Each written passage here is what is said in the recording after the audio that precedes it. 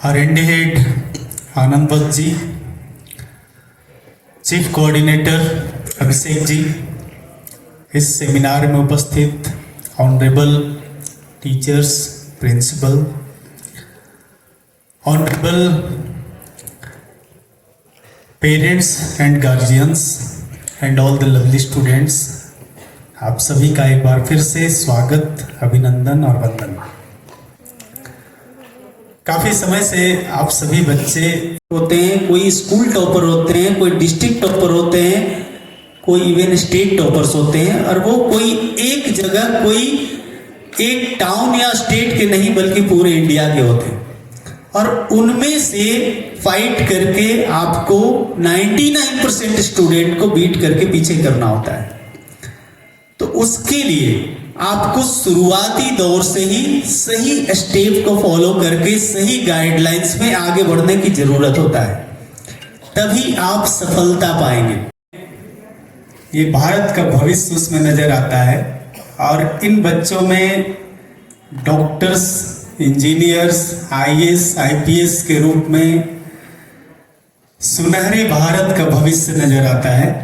और ये दिखता है कि यही वो बच्चे हैं जो आगे चलकर डॉक्टर्स, इंजीनियर्स, IAS, IPS और ना जाने कितने बड़े बड़े ऑफिसर्स बनेंगे। तो सबसे पहले तो मैं कॉन्ग्रेचुलेट करना चाहूंगा आप सभी स्टूडेंट्स को कि आप गोल्ड टैलेंट सर्च एग्जाम के सेकंड फेज में क्वालिफाई किए हैं, और इसके लिए आप सभी स्टूडेंट्स बधाई के पात्र हैं। आप बिल्कुल अलग हैं, इसलिए अलग हैं क्योंकि आप 1.5 लाख स्टूडेंट्स में से सिलेक्ट होकर अगर यहां तक पहुंचे हैं, तो एक बात इंडिकेट करता है कि आप दूसरों से अलग हैं। आप भीड़ के पार्ट नहीं हैं, आप भीड़ से अलग हैं, और आप में इतनी क्षमता है कि आप जो ठान लें आप वो कर सकते हैं। आपके अंदर वो पावर है, आपके अंदर वो शक्ति है, आपके अंदर वो मेरिट है कि जो सपने आप देखेंगे वो बिल्कुल आप लाइफ में कर सकते हैं, और आप जो भी गोल सेट करेंगे लाइफ में वो अचीव कर सकते हैं। बट पॉइंट क्या है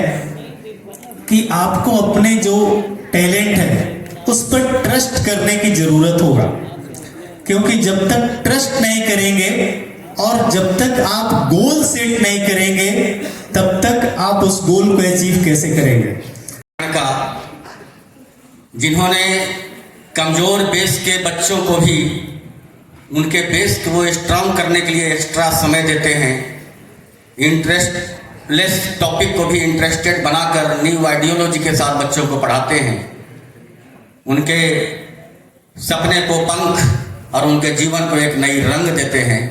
और शायद यही वजह है कि 1.5 लाख अप्रॉक्स और 6 स्टेट के बच्चों से निकलकर आप बच्चे आज यहाँ इस सभागार में मौजूद हैं अपने अवार्ड को लेने के लिए। हम समझते हैं कि आप शिक्षकगण उन बच्चों को और उन बच्चे के भविष्य को सजाने और संवारने में अपना बहुत सारी सेक्रीफाइसेस करते हैं, जिन बच्चों के कंधे पर पूरे भारत वर्ष की जवाबदेही और जिम्मेवारी है। और ये बच्चे, यानी कि हम लोग कहते हैं कि उन युवाओं को आप संवार रहे हैं जिस युवा के बल पर हम पूरे हिंदुस्तान के लोग पूरे विश्व में सबसे युवा कंट्री माने जाते हैं। और आप बच्चों को एक बड़ी जवाबदेही और जिम्मेवारी है कि आप कैसा समाज बनाना चाहते हैं, कैसा राष्ट्र बनाना चाहते हैं। हर अगली पिछली पीढ़ी आप पर टकटकी लगाकर देख रही है, निगाह रखे हुए है कि आपको क्या बनना है, क्या करना है और कैसा समाज और राष्ट्र का निर्माण करना है। एक बड़ी जवाबदेही जिम्मेवारी आपके ऊपर है। हम लोग कहते हैं कि युवा को अगर उल्टा कर दें तो ये वायु हो जाता है, यानी कि आप वो दरिया हैं जिसमें हुनर बहुत है, ताकत मिलने वाली है, और आपके अंदर आज एक बर्निंग डिजायर भी आने वाला है। आज हर वो बच्चे सोच लेंगे कि मुझे बनना क्या है, अभी आनंद सर बता रहे थे आपको। लेकिन जब एक बार हम सोच लेते हैं उपस्थित अभिभावकगण, शिक्षकगण से मैं गुजारिश करूंगा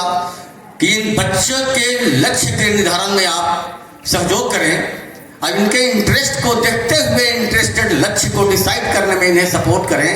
क्योंकि इंटरेस्टेड लक्ष्य को पाना आसान होता है, क्योंकि फिर आप दिमाग के साथ साथ दिल से काम करते हैं, दिल जहां की उत्साह और उमंग बसता है, फिर आप बिना थके बिना हारे आप आगे बढ़ते चले जाते हैं और कई बार तो आपको भूख प्यास भी खत्म हो जाती है। और जब एक बार लक्ष्य डिसाइड कर लें तो स्वामी विवेकानंद के इन कथनों को याद करते हुए आगे बढ़ें कि उठो, जागो और तब तक चलते रहो जब तक कि मंजिल ना मिल जाए।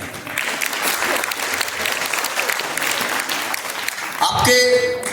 माँ पिता दुनिया में आपके लिए सबसे बड़े शुभचिंतक हैं, सबसे बड़े वेल विशर हैं। और माँ पिता तो कई आते हैं, हम लोग यहाँ बताते हैं कि सर जीवन की पूरी गाढ़ी कमाई, मेहनत की कमाई हम अपने बच्चे के पीछे झोंक दिए और उसके बाद में वो बच्चा जब सफल होता है तो अभी आनंद सर ने आपको बड़ी अच्छी बातें बताई कि सबसे ज्यादा खुश आपके माँ पिता होते हैं।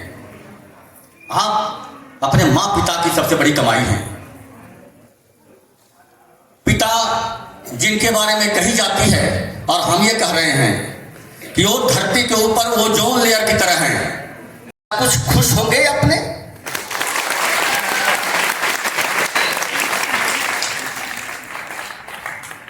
एंड दूसरी जो सबसे बड़ी चीजें जो बच्चे को आउट ऑफ ट्रैक, आप टीनेजर 21वीं सदी के बच्चे, हाथों में एंड्रॉइड फोन, और बच्चे अपने माँ पिता को समझा देने में सक्षम हैं, यूट्यूब से पढ़ लेते हैं,